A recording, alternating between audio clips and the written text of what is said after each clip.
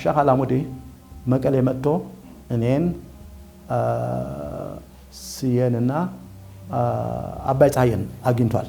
ታምራት ላይኔ ገንዘብ ዘረፈኝ፣ $8 ሚሊዮን ዘርፎኛል። ከኤርትራ ጉዳይ ጋር በተያያዘ ኃጢአቱን በብዙ መልኩ አቶ መለስ ላይ ያስቀመጡት ይመስላልና ልክ ነው። እንደውም አንዳንዶች አቶ መለስን በተመለከተ በአንዲት አርቲክል ሂሳባቸውን ማወራረድ ሲችሉ የአቶ መለስን ሂሳብ ለማወራረድ የሄዱበት ርቀት በርካታ ቁም ነገሮችን አስቷቸዋል። እኛ በማናውቀው መንገድ ለሻዕቢያ 1.2 ቢሊዮን ሰጥቷል። አቶ መለስ በዚህ ደረጃ ርቆ ሄዶ ለኤርትራ ተቆርቋሪ ሆኖ የኢትዮጵያን ሉዓላዊ ጥቅሞች ሁሉ ለኤርትራ አሳልፎ የሚሰጥ መሆኑን እያወቀ አብሮት የዛ ኃይል አካል መሆን በራሱ ሉዓላዊነትን መዳፈር አይሆንም። የሶማሊያ ጦር እንደ ጦርነቱ ተነስቷል።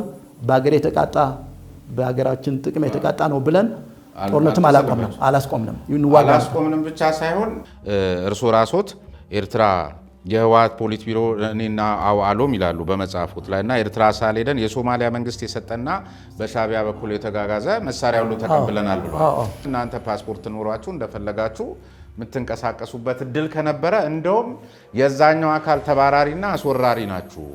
1-2 ቀበሌዎችን በትግራይ ስር የምናውቃቸው ቀበሌዎችን ሻዕቢያዎች እንዲንቀሳቀሱ ፈቅዷል። ያኔ የህወሓት ፖሊት ቢሮ አባላት ተሰብስባችሁ ቁጭ ብላችሁ ኢትዮጵያ እንደተወረረች ሳይሆን ስታወሩ የነበረውም የትግራይን መወረር አጉልታችሁ ስታነሱ የነበረው በሚልም ወቀሳ ይቀርብባል።